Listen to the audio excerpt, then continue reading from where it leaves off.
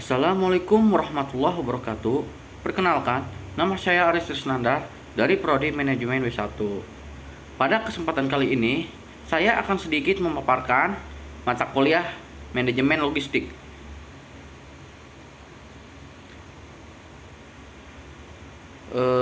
Selanjutnya ialah pengendalian manajemen logistik. Ialah faktor-faktor yang perlu dipertimbangkan dalam setiap kurun waktu tertentu dalam penerapan manajemen logistik terpadu tersebut seperti 1. Tempat.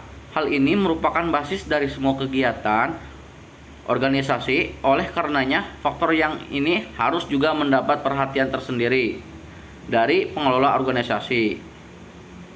Seperti masalah strategis pemilihan tempat, kenyamanan lingkungan, kebersihan, ventilasi, dan sebagainya. Yang kedua, kebersihan dan kerapihan. Salah satu faktor kenyamanan dalam bekerja adalah faktor kebersihan dan kerapihan di lingkungan kerjanya, maka faktor ini harus diperhatikan, seperti ukuran ruangan, bahan ruangan, dan penata ruangan. Yang ketiga, alur dan jalur. Arah yang dilalui oleh suatu produksi, sedang jalur adalah suatu proses produksi, baik alur adalah arah yang dilalui oleh suatu proses produksi, sedangkan jalur adalah suatu jalan mana yang harus dilalui oleh suatu proses produksi. Baik alur maupun jalur harus diawasi dengan baik. Yang keempat, keamanan. Hal ini merupakan salah satu unsur pencapaian peningkatan prestasi kerja. Dengan adanya rasa aman dalam bekerja, contoh penggunaan satpam, prestasi satpam, kondisi lingkungan kerja, dan sebagainya. Yang kelima, bangunan. Hal ini merupakan suatu sarana dalam melindungi dari bahasa seluruh kegiatan organisasi sehingga perlu penataan yang lebih baik. Contoh, penataan dalam pembuatan gedung, luas gedung, dan lain-lain. Selanjutnya adalah pemantauan kegiatan logistik. Yang pertama, faktor pengawasan untuk kegiatan logistik dalam perkembangannya mengalami kemajuan yang cukup berarti. Terbukti bahwa kegiatan pengawasan diperluas peranannya dengan istilah kegiatan pengendalian. Pengendalian dalam kegiatan perusahaan sehari-hari disebut dengan kegiatan pengendalian manajemen. Pengendalian manajemen mempunyai arti upaya yang sistematis untuk membuat suatu proses yang memastikan bahwa aktivitas senyatanya telah selesai dengan kegiatan yang direncanakan.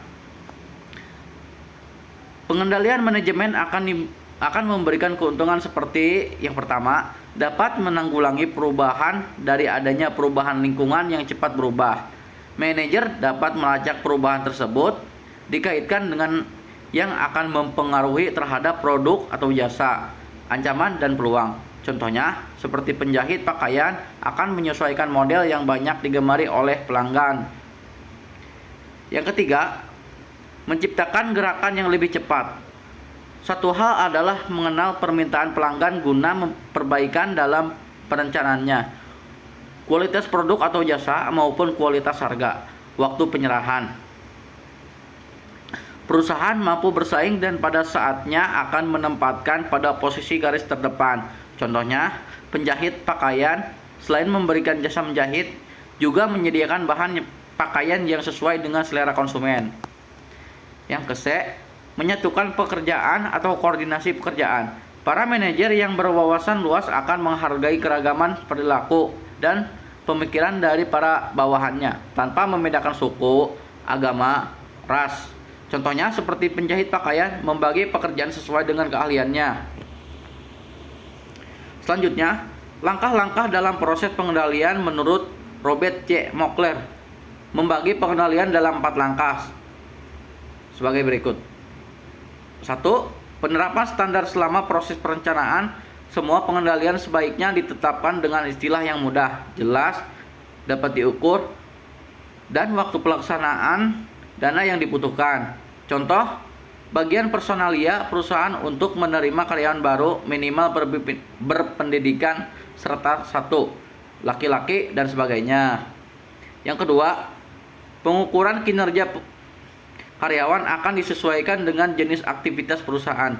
Perbedaan aktivitas perusahaan akan membantu kinerja yang berbeda pula. Pengukuran dan penentuan kinerja harus disesuaikan dengan standar kerja sehingga manajer dapat berasumsi bahwa segala kegiatan dapat berjalan dengan baik dan terkendali. Contohnya, penentuan kinerja bagi para pegawai kelas eksekutif harus didekati oleh pendekatan hubungan persahabatan. Yang ketiga, pengendalian tindakan perbaikan. Pengambilan tindakan perbaikan dilakukan apabila kinerja karyawan berada di bawah standar dan setelah dianalisa memerlukan tindakan perbaikan.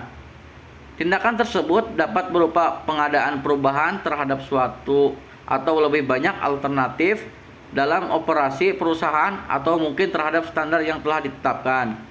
Dan yang keempat, memudahkan delegasi dalam kelompok. Kecenderungan ke arah manajemen partisipatif akan meningkatkan kebutuhan untuk mendelegasikan wewenang dan akan mendorong karyawan bekerja dalam suatu kelompok atau tim. Seperti contoh, perusahaan memberi hak dan wewenang yang lebih kepada para pekerja yang bergabung dalam gugus kendali mutu. Selanjutnya ialah inspeksi manajemen material. Salah satu tujuan pokok dari manajemen material adalah pemeliharaan mutu atau material atau bahan produksi. Mutu yang rendah merupakan penyebab dari kegagalan penyerahan pesanan pada waktu yang telah disepakati. Tanggung jawab inspeksi manajemen bertujuan memeriksa contoh seperti sampel, material maupun suku cadang yang lain untuk menjamin mutu yang telah ditetapkan. Inspeksi tersebut dapat dilakukan di pabrik atau supplier atau pada saat material diterima di perusahaan. Titik berat pengawasan material tergantung pada sifat kritis dari barang yang bersangkutan dan kepekaannya terhadap kerusakan dalam perjalanan. Makin rentan atau mudah rusak suatu material atau suku cadang terhadap penolakan inspeksi, maka makin besar kebutuhan akan menumpuk barang-barang akseptabel agar kontinuitas suplai terjaga. Tujuan pengecekan sampel adalah untuk mengukur tingkat fluktuasi atau kerusakan material yang ada dan masih dalam pengendalian atau tidak. Selanjutnya ialah manajemen persediaan. Persediaan merupakan bagian utama dari modal kerja yang merupakan aktiva yang pada setiap saat mengalami perubahan. Pada dasarnya, persediaan meliputi 3 macam. Yang pertama, persediaan bahan mentah atau raw material inventory. Yang kedua, persediaan bahan setengah jadi atau work in process inventory. Yang ketiga, persediaan barang jadi atau finished good inventory. Ketiga macam persediaan tersebut dalam suatu periode akan mengalami perputaran yang berbeda-beda dan tinggi rendahnya tingkat perputaran persediaan akan mempunyai pengaruh yang langsung terhadap besar kecilnya dan yang ditanamkan dalam persediaan tersebut. Semakin tinggi tingkat perputarannya atau semakin cepat perputarannya berarti semakin pendek tingkatnya dana dalam persediaan hingga dibutuhkan dana yang relatif kecil, serta lambat perputarannya semakin panjang terikatnya dana dalam persediaan. Selanjutnya ialah analisis jalur kritis. Analisis jalur kritis atau critical path method adalah merupakan suatu metode analisa yang mampu memberikan informasi kepada manajer untuk dapat melakukan perencanaan dan pengendalian suatu kegiatan produksi atau proyek yang dilaksanakannya. Metode analisa jalur kritis ini terutama digunakan untuk mengendalikan kegiatan-kegiatan yang bersifat tidak rutin atau terutama pada tipe proses produksi yang intermittent atau produksi pesanan. Dalam metode analisa jalur kritis ini, kita berusaha untuk menggambarkan jalur-jalur jaringan aliran produksi. Dengan penggambaran jalur jaringan kegiatan proses produksi itu, maka manajemen akan mampu memperoleh logika ketergantungan atau logika kegiatan proses produksi. Di samping itu, diperoleh juga kelemahan-kelemahan yang ada pada jalur produksi tersebut, atau setidaknya dapat diketahui bahaya atau akan keterlambatan dari proses produksi. Selanjutnya, keuntungan dari diagram network adalah dapat dilihat kemungkinan perubahan jalur kegiatan atau proses yang lebih baik atau lebih ekonomis. Lalu, dapat dipelajari kemungkinan pencepatan dari salah satu atau beberapa jalur kegiatan yang memungkinkan manajer untuk mempercepat seluruh waktu yang dibutuhkan bagi penyelesaian proyek itu seluruhnya. Mungkin cukup sekian presentasi dari saya. Kurang lebihnya mohon maaf. Wassalamualaikum warahmatullahi wabarakatuh.